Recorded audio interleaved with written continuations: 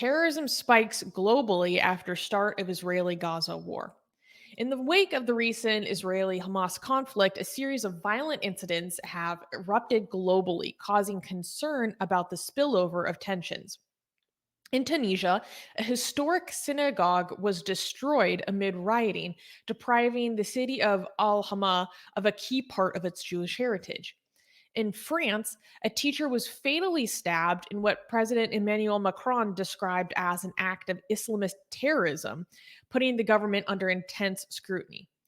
Additionally, France has seen a surge in anti Semitic attacks, with police recording more than 320 physical acts and making over 180 arrests in the first 10 days of the Israel Hamas conflict. Incidents range from threats outside synagogues to graffiti advocating violence against Jews.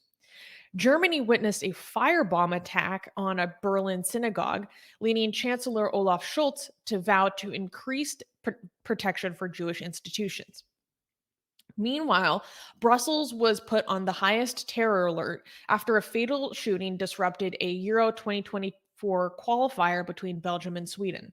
The attacker claimed allegiance to the Islamic State, ISIS, and said the act was, quote, revenge in the name of Muslims. These incidents have heightened fears and led to increased security measures as governments grapple with the international ramifications of the Israel Hamas conflict. So, this is what's really scary is that we see an explosion of these kinds of events whenever things start to get touchy in Israel and Palestine in particular. And um I mean, just to be blunt, it's got to be really scary to be a Jew right now, no matter where you are. I mean,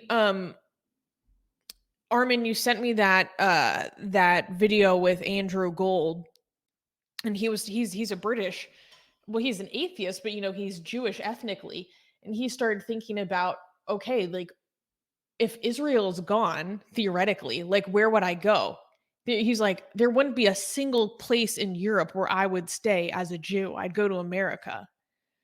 Mm. Um, and I think it's really scary and devastating that people have to start thinking that way. Um, and then there are two things I want to clarify about two of the stories that I just mentioned. So, with the stabbing to death of that teacher in France, the president, Emmanuel Macron, has explicitly called it Islamist terrorism. Now, based on reporting, I have not seen that it is explicitly related to this conflict. And same thing with the shooting terrorist attack in Brussels, where two Swedes were killed. It's but it's very likely that they are very, very likely. Yeah, I mean, well, just to finish my sentence, it's yeah, we're not seeing an explicit connection at this point, but I think it's possible, if not likely, that it's kind of I don't know the right way to put this. Like, tensions are so heightened that people just go out and do it. Um, but they might not make their motivation explicitly about the Palestinian cause or whatever, whatever. Um, So I'm curious, I can get into more detail about any specific one of these attacks. But Armin, have you been thinking about all this stuff that's been popping off in the past 2 weeks? Because it's been deeply concerning. Mm. So I want people to understand. I think people don't know how deep this goes. The the the anti-Jewish hatred that exists in the world, it's the most deep-rooted and one since the more than 2,000 years old. Like, we have a very, very, like, I mean, if you spend enough time in enough communities, both online and offline, you understand that other forms of discrimination are very, very surface level, like very basic compared to the tentacles and the deep roots that anti-Semitic views have around the world, and how it goes across many different religions and cultures. It is one of the most agreed upon discriminations and hatred that exists, that has years and years of stories and um, tropes and stereotypes that keep feeding into each other, and the conspiracy, and as religion has made it a lot stronger, and it has, I don't know how to explain this, but it's so fundamental. It's such a fundamental part of, unfortunately, human culture right now, that it is very obvious how unsafe the world is to Jewish people, and how unreliable it is for them to depend on other powers to defend them. Do you Yo, understand what if I'm the saying? past 2 weeks have taught me anything, it's that at the end of the day, only the Jews can protect themselves. It's just like crystal clear. Right. Like, I I know mean, how I since, feel about it, but in mass, sorry, go ahead. mm, no, no, you go ahead. Well, okay, because I was I made this post on my story like within the first few days after the Hamas attack, and basically it was when the statistic actually came out where it's like this is the largest mass killing of Jews since the Holocaust. And I basically said, because in America, at least in my school, we had Holocaust education. I had Holocaust education at a very young age. I was like 14. And we learned about the atrocities in detail, right? Um, and I said, when we learn about the Holocaust when we were kids, we sit in our little school desks and think, what would I do if this happened when I was alive? And then I said, and now we find out. And now we find out. Now we find out how people act. Now we find out what people actually believe. Now we find out who is actually willing to come to their defense. And I don't know, I guess I take that lesson really seriously. Because I think, especially considering that I used to be like full-blown Antifa, and Antifa is supposed to come from the tradition of anti-fascists resisting Nazi occupation. It's just so ironic to me that the people that spring their it's not really philosophy, it's more of a tactic, but from this history are some of the far lefties who express some of the most anti-Semitic opinions I've heard. Because a lot of people like to fantasize about what they would do if they're in the Holocaust. Oh, I would be one of the good ones that saves the Jews. Maybe this is just like an impression we get because of Hollywood or something. And I think uh this is a rude awakening about what the reality would actually be like. Um, you know, maybe I'm talking out my ass, but you tell me what you think, Armin. No. So the point I was trying to get at is, those are, yeah, I agree with you. But the point I was trying to get at is that a lot of non-Jewish people don't understand how any support that the Jewish people face is temporary. It's based on the current political and ideological atmosphere that exists. And what you have to realize is that the Jewish hatred is more deep rooted than any current support that they're facing. Some people, like, for example, somebody in the chat was mentioning, everyone saying they can rely on the US too, though. No. If anything, if you go look at history, the Jewish people, when they were facing, so when they were taking, the support is temporary based on whatever the need was at the time, right? So we had Jewish people most of the time did not have their own independent land. And even in ancient times when they had Israel, they were living under empires, right? There were the Babylonian Empire, and then the Persian Empire, and the Roman Empire, and then the Persian Empire again, and then the Ottoman Empire. But they had to just see, they had to wait and see what these other powers, this, and then the British Empire, all this time throughout their history, they had to decide, see who, if other people would take care of them or not, because they didn't have their own standing army. And then the American Empire, right?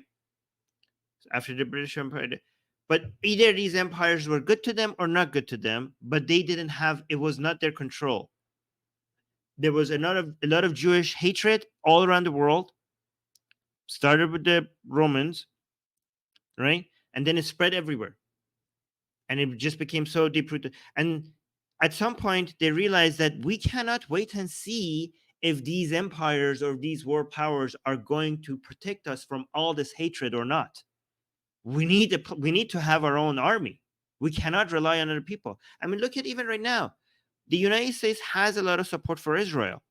But what if the price of oil drops? What if we have alternative energy and then United States decides to focus mostly on China and the Middle East becomes a less important place for United States, in the next 50 years or so?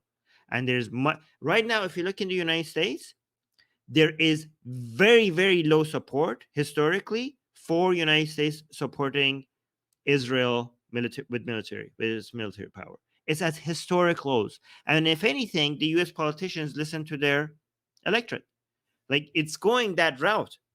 Every generation of Americans are having less desire for their government to support Israel than the one before it. So given the less, Americans in general are becoming very isolationist, right. especially So my generation.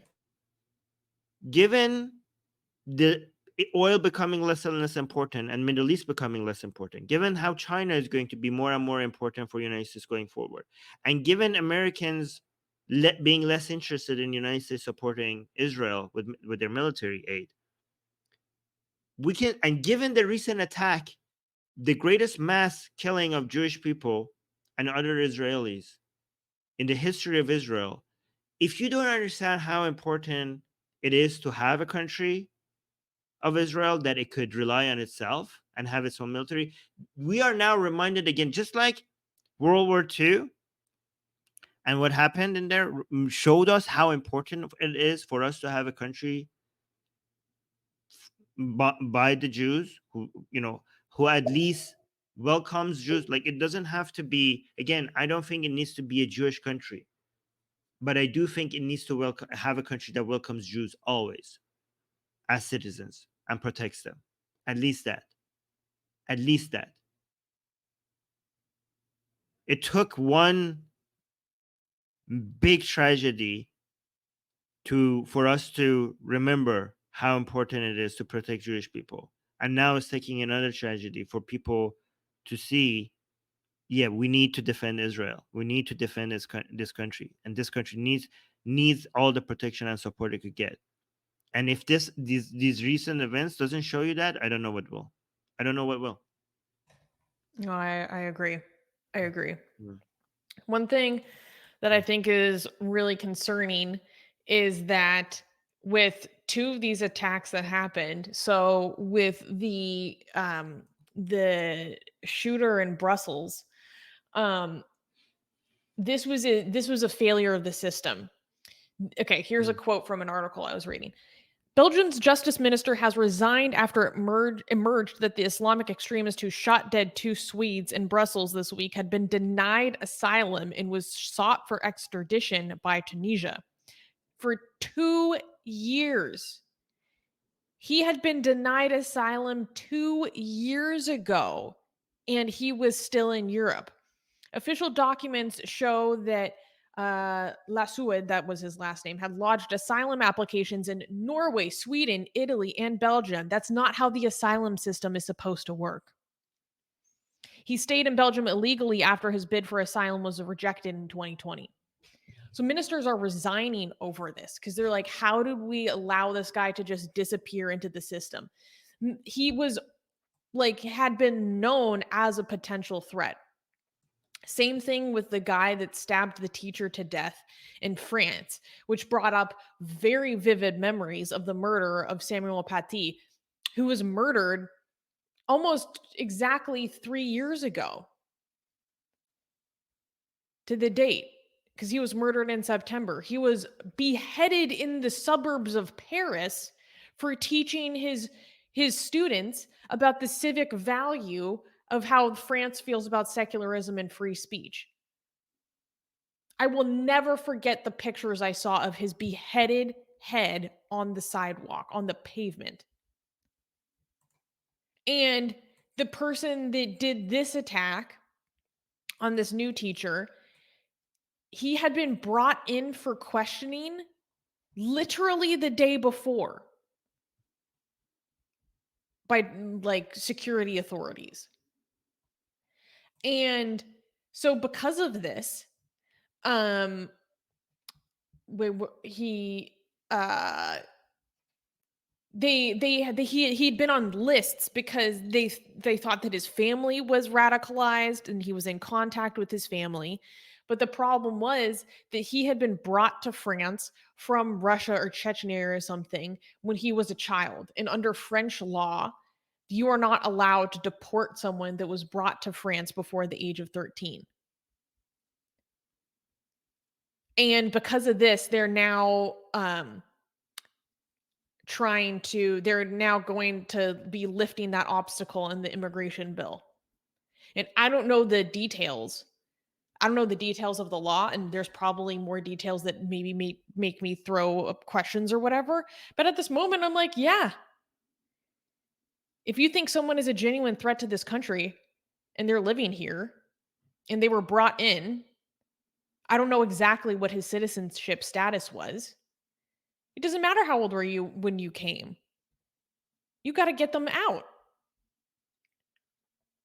But so Armin, I think with all of these different attacks happening around the world, especially in Europe, a lot of Europeans are really, I mean, for lack of a better term, like looking at the problem that's in their backyard. So what do Oh, you think and it's about only that going to and get the worse. consequences that this is going to have? I mean, people have been absolutely shocked by the displays of honestly pretty explicit support for Hamas running through the streets of Europe, including yeah. So what do you think? This is only going to get worse, and I don't see any serious politicians trying to address this. I don't see any serious pushback against this, I don't know, takeover. I don't know if I should call it that. Yeah, Yeah, it you just would seems like usually never we're. use that language. Yeah, maybe I shouldn't use that language. But I don't know that there's moral bankruptcy right now all over Middle East, and it's spreading. It's spreading to Europe. Well, not all over the Middle East. Iranian people are standing strong in support of Israel. So there's that. But I didn't. I think at least this we see who's standing where after this. At least a lot of things are becoming, because there has been a lot of warnings about the spreading of illiberalism around the world, right? Mhm. And just like the attack on Ukraine made it apparent on who's standing with liberalism and who's standing with illiberalism and where they are in that war, this is another warning. It's a major warning about every time an attack like this happened, we could see it's like a flash. We could just see for a short moment how much illiberalism is spreading and where exactly, and how far are we losing this battle, where are we winning this battle, and where are we losing this battle. And I think we have to reevaluate, we have to look at everything and see where are the ideological battlefronts are, right? It's not just the military battleground that we have to worry about, it's the ideological battleground that we have to worry about. And right when we all the soldiers in this ideological battleground need to rearrange exactly where are they targeting after everybody has made their position clear. Like, we now know for sure that Iranian people, for example, are a major ally when it comes to winning this battle for liberalism. If you Mhm. don't Mhm. use that Mhm. as an asset, then I don't know what you're going to do, right? Because that's a lot of people. That's 80, more than 80 million people there that were the vast right in the Middle East. So we have illiberalism spreading in Europe. So they are hitting us where liberalism started and grew. But Mhm. then the base defense is an offense. So look at where this is coming from. It's coming from the Middle East. Well, It's if coming from the illiberalism Islamic is, Republic of Iran. yes, exactly. But here, no, here's my point. Let me finish this point because this is important. I want this to be very clear. If illiberalism is coming for the heart of liberalism, which is in Western Europe, then the source of this illiberal values, we has also it's we have the advantage of also having at the heart of the Islamic world in the Middle East a place where liberalism is growing. So don't just play the defense, go there and target this poison at the source, and look at where your allies are, because your allies are is not just the Israeli people. And I think we need to build a bridge between Israeli people and Iranians, because in a place where it's a moral wasteland right now, we have only two groups of people that could turn the tides. And again, the main barrier to all of this, to us being, this is where it all comes together. The main barrier for us to be able to take advantage of all this political and human capital is the Islamic Republic. Is the Islamic Republic of Iran, because it's the Islamic Republic of Iran who is responsible for exporting this ideology out of the Middle East to Europe and across the Middle East and against Israel. Because remember, Hamas is also funded and organized and supported by the Islamic Republic. So it's the Islamic Republic that is responsible for almost all of this mess. And at the same time, it's the Islamic Republic that is keeping the people who are the solution to all of this mess in chain. Like, the greatest asset that we have in this battle are the Iranian people, which are being held back by the Islamic Republic.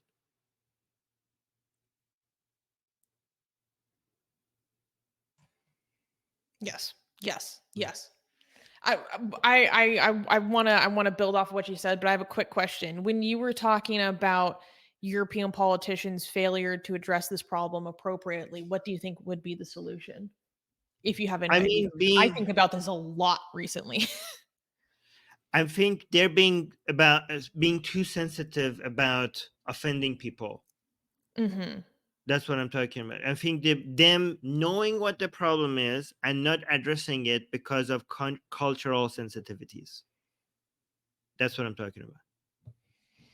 Yeah, oh my god, if Denmark moves forward with this Quran burning blasphemy law at this point, I'm gonna throw my computer Yeah. out a window like that. I hope that got chucked right out of parliament. Oh Right. my god, now is not the time for cowardice and apologizing for the Yeah. values that bring the most prosperity to the most humans around the world. I'm sorry. Um, Mm. as a side We note, got oh, go. I know yeah. we got a lot of super chats that we need to address. So thank you everyone for all the support. So we'll get that to in a second. But I just want to say, like I said, one thing that I've been thinking about a lot recently is integration of immigrants. And so if anyone has Mm. any books about the integration, successful examples of the integration of immigrants in the 21st century, please let me know. Like message me on Instagram or something. My Instagram is in the description because I've been Well, thinking about this very, very deeply. I wrote an article about this. If you guys are interested in that. Oh, true, true, true. I mean, yes, but I want more of like a full blown book. You know what I'm saying? Okay. Well, for people who are would like to read an article about this instead of a book, I wrote an article about this, so I will link on Queer Majority. I will link to that in the live chat if you're interested.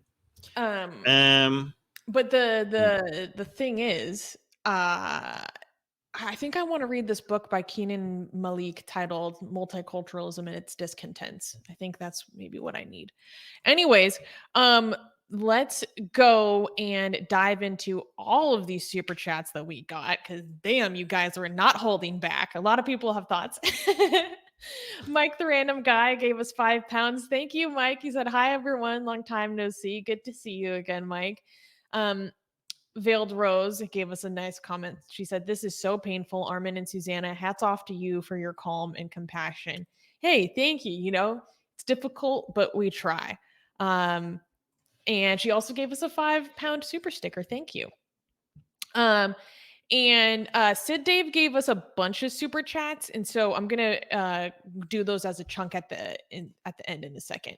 Um, so Shika gave us a super chat saying, "I'm quite late, but good evening to all Atheist Republic family." Hello, Shika. Good evening. Tim May also just gave us mm, $20. No comment, just $20. Thank you for that's very, thank very you. generous, Tim. Thank you. Also, Homo sapien just became a new member. So, welcome to Satan's Minions, Homo sapien. Guys, don't forget that being a member is a great way to support the show. And not only are you supporting us to make sure that we continue to do what we do, provide community for all of you who love to come here every week, but also you get cool emojis. So, make sure to like demonstrate your emojis in the live chat. Um, Okay. Okay, so let's go with this question from Secular Sakai quickly. Thank you for the $10 super chat, Sakai. Do you believe that the recent U.S., Israel, and Palestinian Authority attacks for the Palestinian Authority to retake control of Gaza after Hamas is Talks. crushed will bear It fruit? said talks, not attacks. Oh, excuse me. Palestinian Authority. Yeah, Oh, I go thought on. I said that. My dyslexia jumped out. Can Fatah win the hearts of Gazans after this? No. Not in this current condition. So let me read this again. Do you believe that the recent U.S. Israel Palestinian Authority talks for the Palestinian Authority to retake control over Gaza after Hamas is crushed will be no, not right now. Mahmoud Abbas is very weak, very unpopular, very corrupt. Mhm. Um, Palestinian peoples do not accept them. Unfortunately, it's the only alternative that we have. But there's a lot of support for Hamas. Unfortunately, after the recent attacks, and Mahmoud Abbas is very old, very disconnected from the Palestinian people, and he's also kind of stuck, between a rock and a hard place because um, they need to work with the Israeli government, but if they do, been seen as traitors, and they haven't. Okay, so here's the thing: the Palestinian authorities, they have done such a poor job in managing the West Bank, which is so much easier to manage than Gaza. Imagine now giving that, if the worst management ever of West Bank, giving given how poor their record is, now give them Gaza, which is almost impossible to govern by the Palestinian Authority. I mean, if imagine if the Palestinian Authority is unpopular in the West Bank, given that Palestinians in the West Bank are less radical than the Palestinians in Gaza, and they are this unpopular there, imagine the level of unpopularity they must have in Gaza. where people voted for Hamas when they had the chance. I don't think I'd want to set foot over there. No, this is like almost an impossible task. I mean, that's why some people are saying that maybe Saudi Arabia or Qatar should come and take over the management of Gaza, right? Maybe that, because the PA, it seems like an impossible task for them. Yeah, Mm.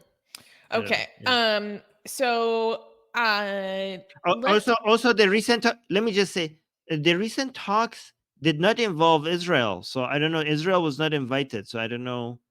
The recent talks that they had, it did not involve Israel at all, which makes the talks useless. But go on. Yeah. um okay, so let's address these super chats by Sid Dave. I'm just going to read all three in one chunk. Thank you for all the super chats, Sid. Saying the most radical Muslims come from these areas: Chechnya, Dagestan, Pakistan, Bangladesh, and North Africa. West should ban immigration from these countries. Immigration will lead to a decline in liberalism in the West, as many immigrants don't care about LGBT rights, anti Semitism, and they all vote left. And then finally, well, actually, let's No, respond wait, yeah, respond to listen. these two Actually, first. yeah, because those countries, because they have the most radicals, that's the reason why you shouldn't stop immigration, because there are people who live there who are facing a lot, especially LGBT from that community, especially ex-Muslims, especially other minorities, because they are the most radical. I mean, I am all for more filtering and stricter filtering, Yeah, okay? we need But stricter filtering. we need stricter filtering, but because these countries are extremely radical, that means there are people there that are desperate and in desperate need for help. Imagine if you're LGBT and live there. Imagine if you're an ex-Muslim and live there. Imagine if you're Jewish and live. Should we not open the Immigration door is to there? different What than about? claiming asylum, though.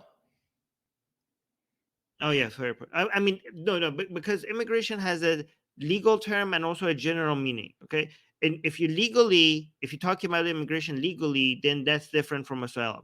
But immigration generally, as sort of its legal terms, just refers to anyone moving from one place to Mhm. another, right? So I don't know which one you're talking about, because I thought you were talking about more generally, right? I think But he's being yeah, specific based on previous okay. things he said before, because he has made exceptions for refugees and asylum seekers before.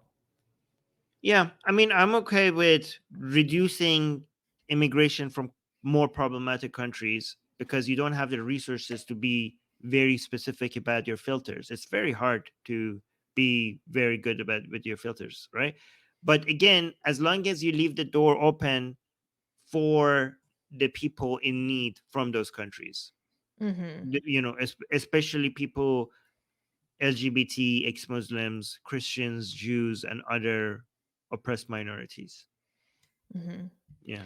Um, cool. So then another super chat from Sid Dave saying, what do you think of the BLM Chicago tweet supporting Hamas?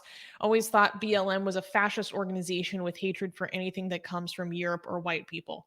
Okay, so two things. For calling BLM a fascist organization is a little bit it's a little bit hyperbolic.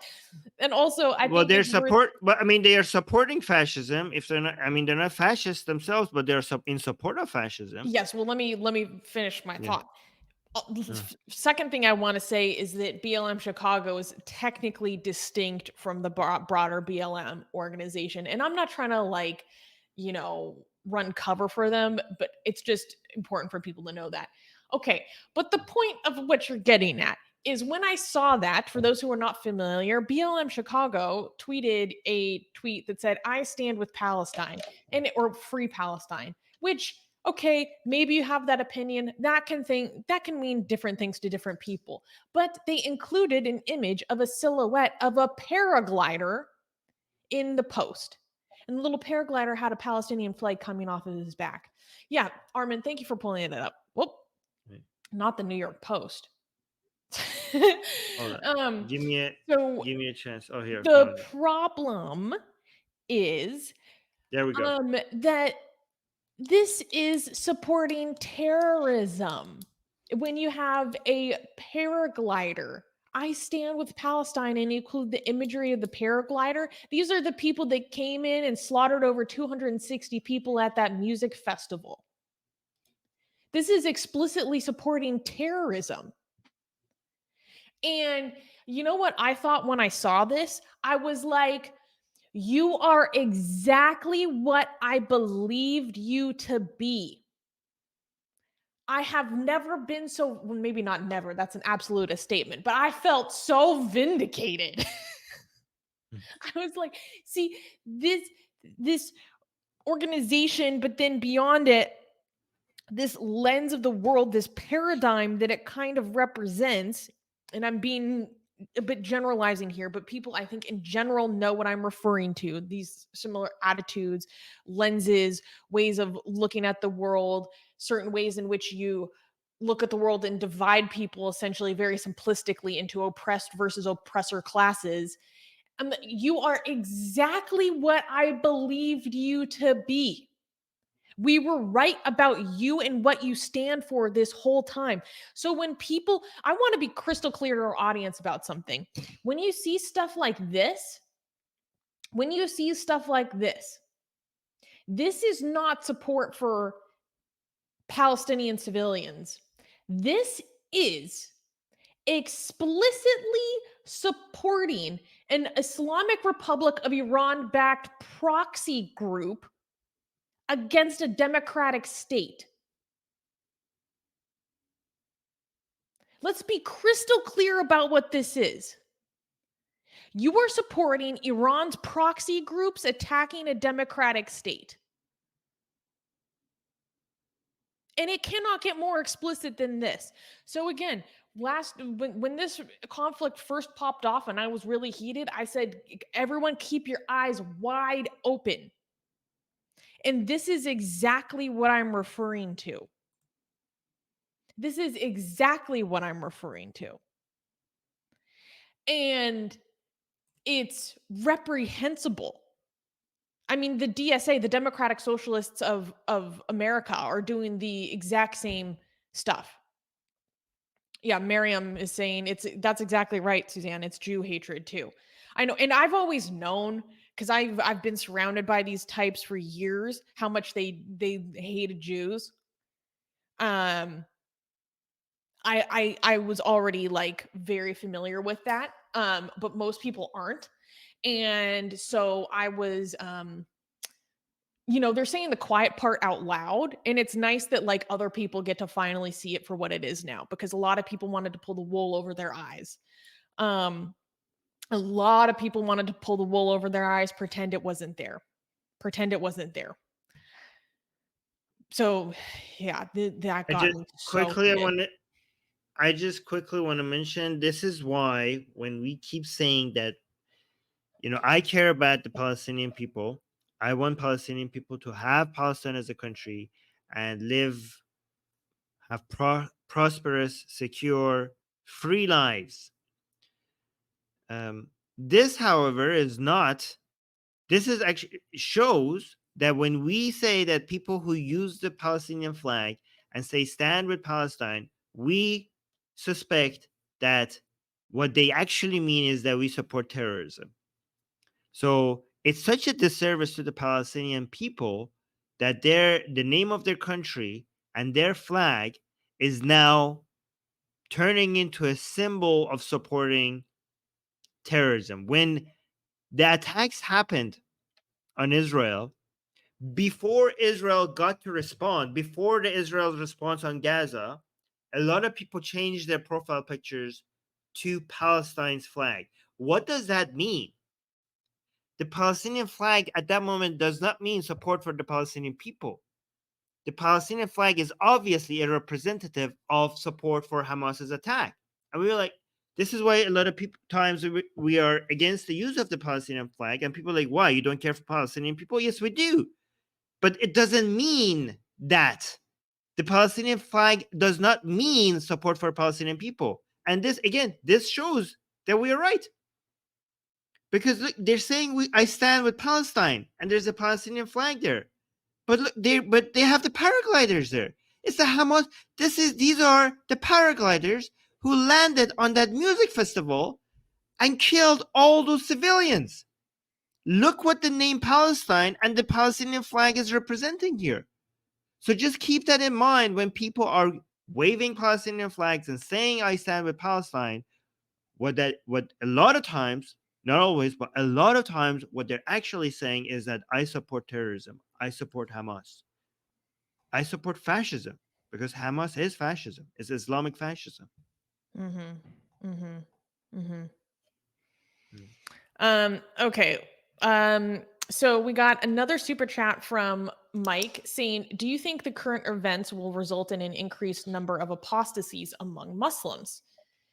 I don't think we will see the same Yes. wave of apostasies. You think we will Oh, see the same wave of apostasies from this as we saw in 2015 with ISIS? I personally don't think so, because a not. lot of people have a Well, it personal doesn't say. affinity to the Palestinian cause that goes beyond, like, they're attached to it because of Islam and because it's Muslims.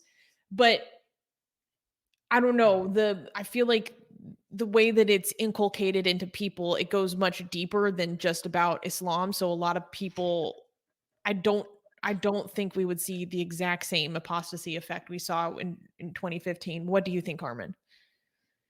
Well, yeah, I mean, I'm not saying that. I'm just answering the question, because the question is not if it's the exact same wave. Obviously, it's not going to be the exact same wave. But the question is just an increased number of apostates. Yes, it will. It will be, obviously it will be some increase. It's not going to be the same level as the response we saw with ISIS, but there will Mm, be some increase. Yeah, yeah. there will be Um, some. Yeah, yeah. so David the Goliath gave us a $10 super chat saying, if Indian Muslims can't live in peace with Indian Hindus, Lebanese Muslims can't live with Lebanese in peace with Lebanese Christians. You really think you can turn such Muslims into French and Germans? There's like Ginger. you do, Muslims living in France Okay, and Germany is not a new phenomenon. It's okay. not like French they've and only been German. showing up in France and Germany since the start of the Syrian war. Like, these countries have been interacting with each other for hundreds of years and integrating into society for hundreds of years. Like, Okay, let me Muslim respond. Iranians had very influential intellectual impact on France. All right, So, I don't know. Go but ahead. that's the question. Is the question is just wrong as a whole, because you're saying French and Germans. French and Germans are French citizens and German citizens, and that's a legal term, right? You could have horrible ideas that are not in line with French ideals and German ideals and still be French, because you have French citizenship and German citizenship. What do you mean? You say you really think you can turn such Muslims into French and Germans? They are French and Germans. I mean, legally they are French and Germans. They have French citizenship. They have German citizenship. I mean, that's the problem. I mean, trying to say they're not French and German then makes it much more difficult for us to address the problem, because the problem is that we have French and German citizens with horrible beliefs Okay, acting but like they're not French and German. Yeah, I think what this person is getting at is to I become understand. is assimilating into a French identity, not literally their nationality. But that's the problem. If we don't use this, if we are not using language carefully, then we are calling people who are actually French not French, because they don't have French ideals. That language is dangerous, because now you are challenging what it means to be a French or German. You're basically creating two-tier citizenship kind of mentality here, right? So And it's you have actually to be. positive reinforcement of self-segregating tendencies. Exactly. That's exactly because this segregation of Muslims who are in France saying that they're not French, Muslims who are citizens of France, you calling them not French, helps with the radicalization, because you're segregating it. Exactly what Macron is trying to undo. You're separating them from citizens who you consider real French, and that separation makes the radicalization more possible. You have to try to, if you give up on this, if you think like, well, it's not possible, and you don't try to find a way to make them part of society and feel French, feel German, you're not that's giving up on that is not going to fix anything. It's only going to accelerate their radicalization process. There's no other way. If you saying this is not going to happen, then let's just surrender. You know, say hi to Sharia takeover of, I don't know, Europe. I'm not saying I'm not saying that will happen, okay? But with this attitude, that's all you have to do. With that attitude, that's all you have to do. I'm not saying that will happen because I have hope. I think liberalism will always succeed at some point if we try. Like, not that it will just succeed by itself. We have to try, right? But I don't know the way you with put this it. attitude, you have a defeat. This is a defeatist attitude. This is a defeatist. Oh, we can't do anything. Okay, well then just bend over and take it. I don't know. Yeah. So got a super chat from Newman saying, "Good evening, good morning, evening, and night. Love you all." Well, hi Newman, thank you, love you too. Nasreen Jan gave people 5 AR memberships. Thank you. Um, Erican says gave us a super chat saying, "Does Susanna have any Discord community for Susannaist similar to the Armin agitators of Arminists or anything similar?" Um, no, I do not have an established personality cult. And I don't know how I feel about creating one. I think Erkin wants to be the first member. I think it seems The like first there's member and the leader of my yeah, personality cult. yes. Given my We could education make about yeah, yeah, calls. cult psychology, that raises some red flags. But if you just want to do that for fun on your own time, Oh. Oh, yeah, yeah, you could do that. By the way, we just said you just said Newman instead of Norman, and he's now upset. He's oh god, crying in the live chat. I don't, Okay. I don't know. Norman, Um, Norman, Norman, Norman. um, Gasian American gave a super chat saying, "Do you think the phrase 'give me liberty' or 'give me death' is a dangerous phrase?" No, no, not at all. Because it's not like this is not a prescription for everybody. This is the people who choose that, and we have liberty because of people who decided to risk their lives for liberty. So it's not dangerous. In fact, not having that is dangerous. You know, the where we are today is because of people who decided to give their lives for liberty. So yes. Sorry, seeing no man, excuse me, scream at me in the live chat is funny to me. Um, Mm. okay, so Sid Dave is kind of answering his what we were saying to him earlier. Thank you for another super chat. Saying don't allow family sponsorship, work permits for radical don't allow family sponsorship or work permits for radical Islamist countries, only asylum for opponents of regimes, minorities, LGBT, ex Muslims, etc. I think like it might be some. It might. I'm okay with a country deciding that certain radical countries, the level of radicalism is so high that that country will not have any form of like. I think this is a good compromise. It might be a good compromise if a country is like producing so much radical is contributing to so much radicalism to your country that you're like, you know what, this country and any other country basically is giving us so much. We're bringing in so much horrible, problematic, destructive viewpoints from this country to our country that we're just going to put a pause on that and only have asylums for certain groups of people. I think that that could be fair. What do you think, Susie? I think that Yeah, could be what about fair. educational visas, student visas? Because I mean, if you're noticing, my hesitance towards this is that promoting the exchange is actually how we help influence improvement. but not if you, yeah, but you want your country to pay the price for trying to Well, fix other exactly. I mean, people's but country. here's the thing: it's not actually anyone's burden to take that upon themselves, especially when it comes to the detriment of its citizens and where it actually almost becomes a dereliction of duty. Obviously, I'm not pushing for that. I'm just talking Yeah. about on a broader scale, right? Yeah, yeah. I understand. Yeah, but I think Sid, what Sid is saying is it could be considered fair Yeah. if it's yeah, Yeah.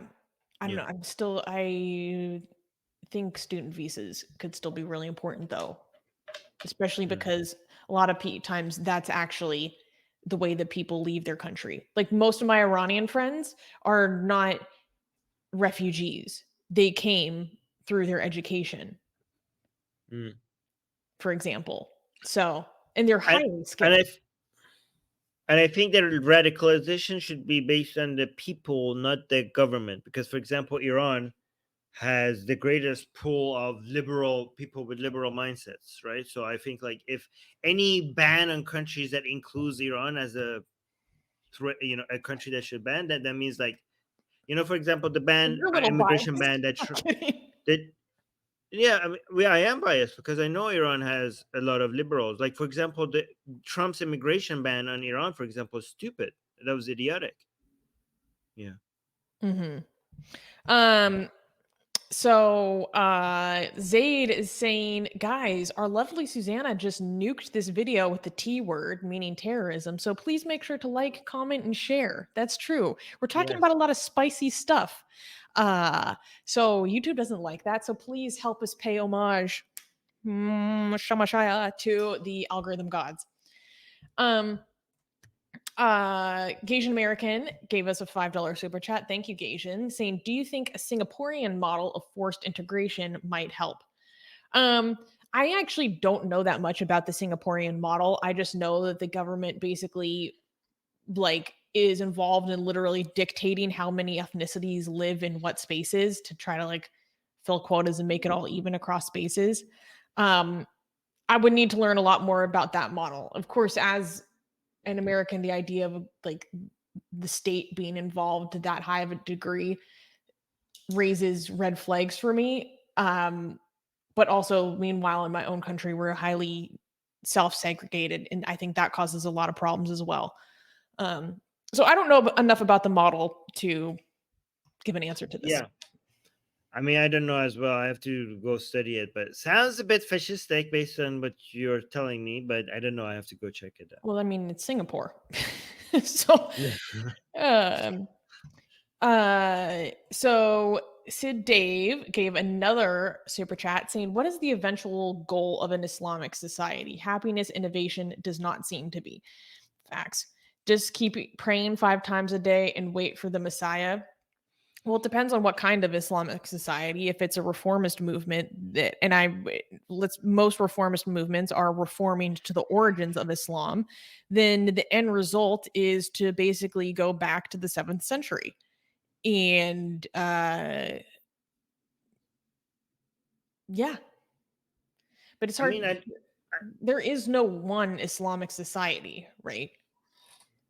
I mean, even one Islamic society has many people in it. I don't even know how you.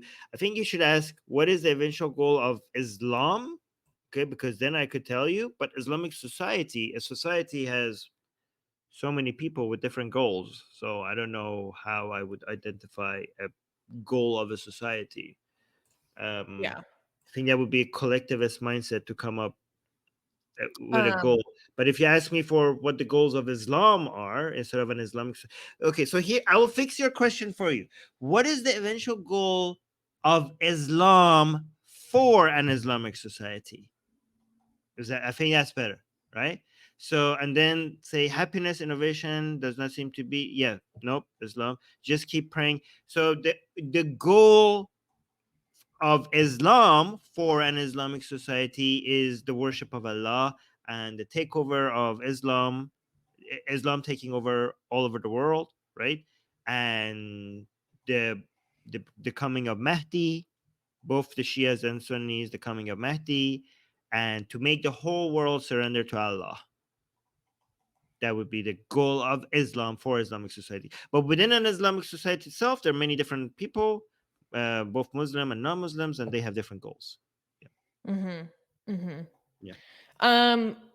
Gation American is saying that we missed a super chat by him, but I'm not finding anything in the live chat. So, Just Gation, if you could, comment it.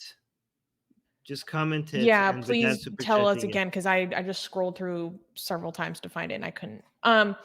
And Secular Sakai celebrating his membership for 18 months. Thank you for supporting AIR and say next news coming up soon. I'm curious about what's next, which is a very polite way of saying that he would like to move, like us to move on.